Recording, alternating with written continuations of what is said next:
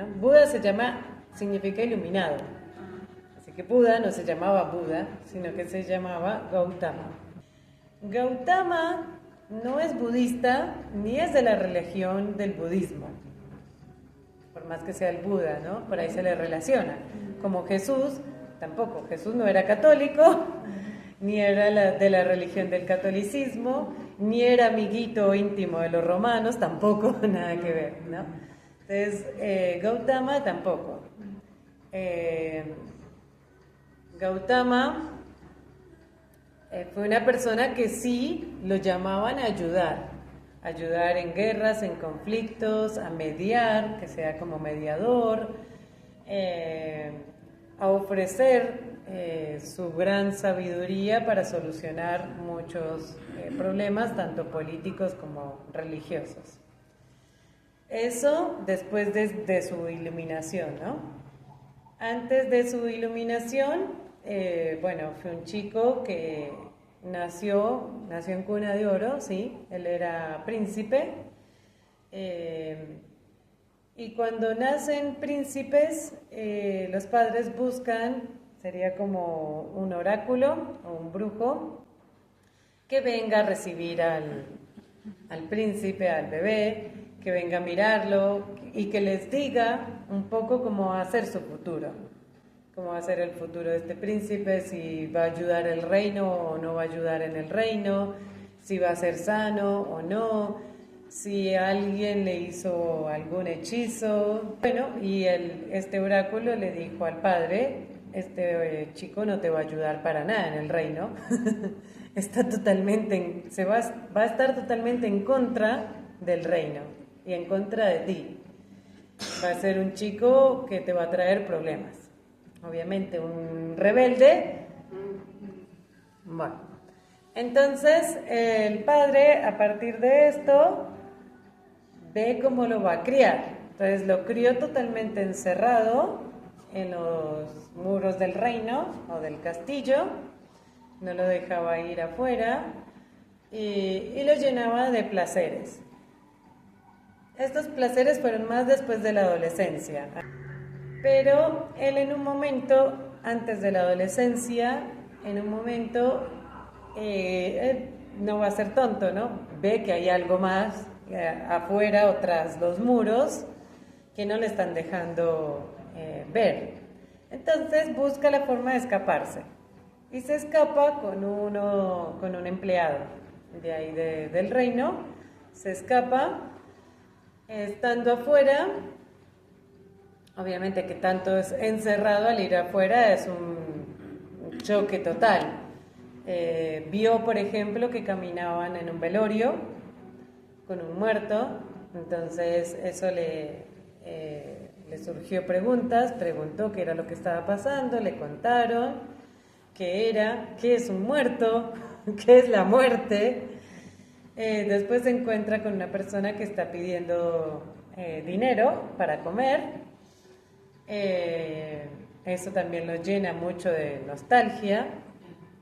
Después se encuentra a una familia, una mamá con nenes chiquitos, viviendo en la calle. Estaban en la calle porque están ahí, empieza a hablarles, se da cuenta que ahí es su casa, que ahí es donde viven. Le empieza a surgir preguntas, y cuando llueve y cuando hace frío, ¿cómo hacen? Bueno, ¿por qué no viven en una casa? ¿Por qué no tienen una casa? Todo esto. Algo que le sorprende también mucho son los viejos, que no sabía que existía la vejez. Entonces, todo esto se lo empieza a preguntar a este hombre, al empleado, y el empleado le va contando.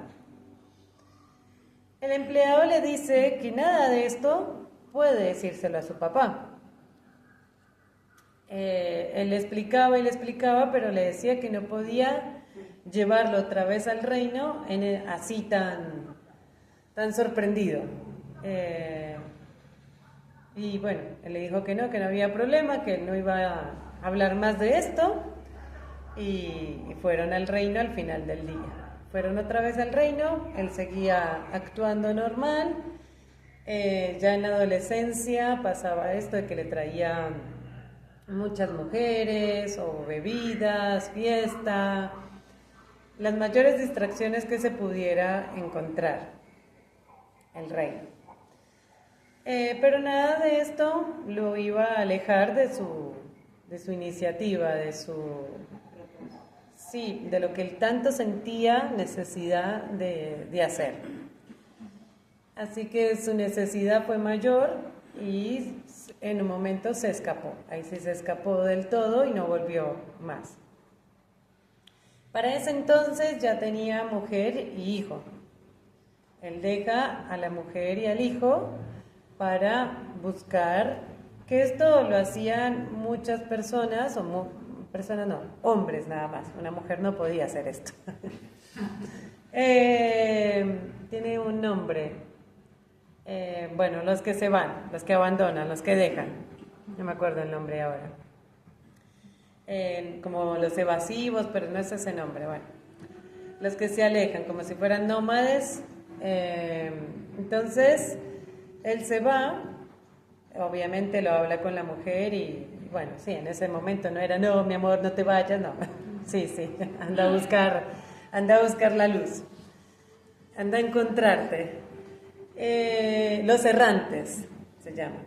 Errantes había muchos, y así como los yogis también, como los yogis que se iban a esa cuevita de piedra, bueno, errantes también, que se van a caminar y a buscar una espiritualidad o un sentido de algo.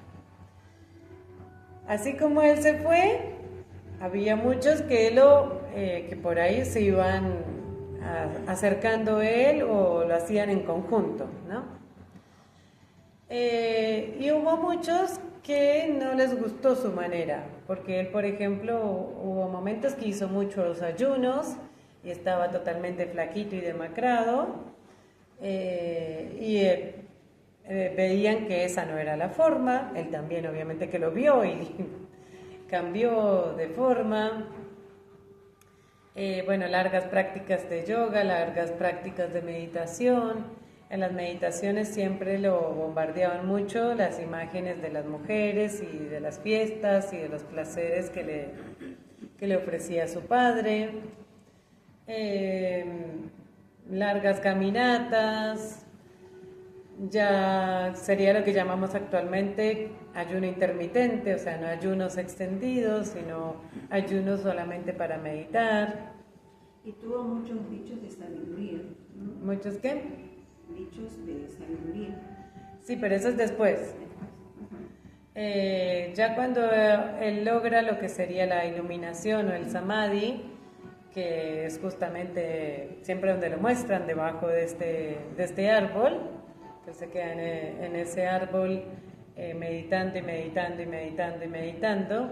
Cuando meditas tantas horas, ya no hay necesidades, ni de hambre, ni de nada. Tampoco hay dolores físicos, que justamente el yoga para él era para poder estar sentado meditando muchas horas, con la espalda erguida sin que te duela, con las rodillas flexionadas sin que te duela. Y después de eso es cuando la iluminación no es algo paranormal, ni es algo que pase algo especial, no, simplemente al él encontrar ese silencio mental se expande su sabiduría. Por eso es que después tiene tanta sabiduría, por eso es que puede hablar con tantas personas y a todas darles las palabras exactas que necesita, los consejos, encontrar la solución de la dificultad que nadie la encuentra. Su principal objetivo era encontrar el no sufrimiento. ¿Por qué la humanidad sufre? ¿Por qué ese hombre sufría de hambre o esa mujer sufría de calle, de estar viviendo en la calle, o de enfermedad, o de tristeza, o de alcoholismo, ¿no? ¿Por qué el sufrimiento? Y el sufrimiento simplemente está por la ilusión, porque yo me ilusiono hacia el futuro en algo que no es, o porque me ilusiono con lo del pasado, que ya no está. Entonces vivir en el futuro o en el pasado es el problema del humano, ¿no? Yo ya me hago problemas porque tal vez vaya a pasar tal y tal cosa, tal y tal. Ay, pero no, sí pasa, y no, pero sí, pero... O me ilusiono con una persona creándole una ilusión a esa persona y en realidad esa persona no es lo que yo me estoy ilusionando que es. Entonces, la ilusión. ¿Y cómo la encontraba? Estando en el presente. Que su cabeza no se vaya para el pasado, a las tentaciones del padre, ni para el futuro, sino solamente acá. La respiración que hice hace un segundo ya es pasado. Es la respiración que tengo ahora. Y si estoy solamente en el presente, no hay nada que pensar, porque si pienso, pensaría hacia el futuro o hacia el pasado. Entonces, bueno, en estado de iluminación empezó a ayudar a un montón de personas, o lo empezaron a seguir, a hacerles preguntas, como les digo, también hasta políticamente, como también hubo muchísimos que lo quisieron ensuciar. Le crearon hasta mujeres que venían embarazadas, que eran hijos de él, y bueno, él encontraba siempre la forma de demostrar lo contrario o de salirse con la suya, ¿no? O de personas que venían muy enojados y él no se enojaba, pero hacía que se le quitara el enojo al otro de una manera muy especial. Muchas de esas personas a las cuales él ayudó con sus palabras, nada más con su sabiduría, muchos eran grandes mercaderes, millonarios. Y esos grandes mercaderes quisieron que él enseñara lo que estaba enseñando debajo de un árbol, lo enseñara en un lugar lindo, adecuado, calefaccionado, con buena comida, con buenas camas, con buenos almohadones para estar sentados, y así le construyeron lugares de enseñanza. Esos lugares de enseñanza se llaman Vipassana. Esos lugares todavía existen en todo el mundo. Él les dijo que él iba a ese lugar a enseñar, pero que no les iba a cobrar. Y bueno, le dijeron, no, pero si no cobra se nos va a llenar de indigentes. Y les digo, no se van a llenar de indigentes porque van a venir a trabajar. Van a venir a levantarse a las 4:30 de la mañana, 5 de la mañana a meditar, y así todo el día con sus cortes de descanso y alimentación. Y así fue como empezó, que es lo que se llama la rueda que sigue girando hasta el día de hoy, marcando sus enseñanzas y manteniendo esas enseñanzas tal como él las dejó. Por eso es la rueda, porque es algo que se va pasando de generación en generación y no se acepta que se modifique. Actualmente estos centros siguen estando. Acá en Argentina hay uno en Capilla del Monte y el otro en Braille, en Buenos Aires.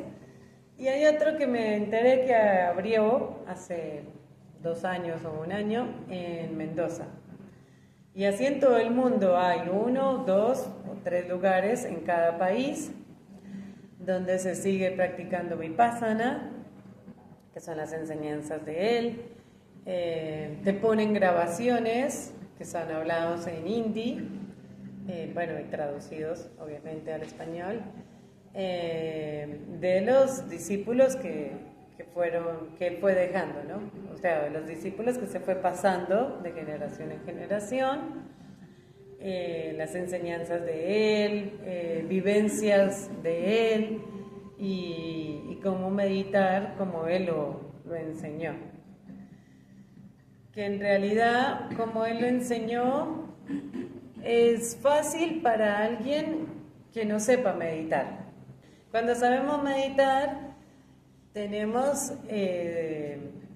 la cosa es que hay que desaprender. Cuando ya aprendimos algo, tenemos que desaprender para poder aprender de otra manera. Entonces ahí nos cuesta. Él lo que enseñó es el silencio total. O sea, él te va a enseñar en silencio. Y no te va a poner nada, ni musiquita, ni una meditación guiada, ni visualizaciones, nada. Es solamente silencio y sentir la respiración. Escuchar la respiración. Concentrarse en la respiración. Y volver a concentrarse en la respiración. Nada más. Pero esto totalmente en silencio. Y ahí nada más. Silencio, nada más. Entonces es más difícil. Pero también puede ser lo más fácil, porque no tienes que hacer nada. Solamente escuchar la respiración. Nada más. Esa es la forma como él enseñaba y cómo se sigue enseñando.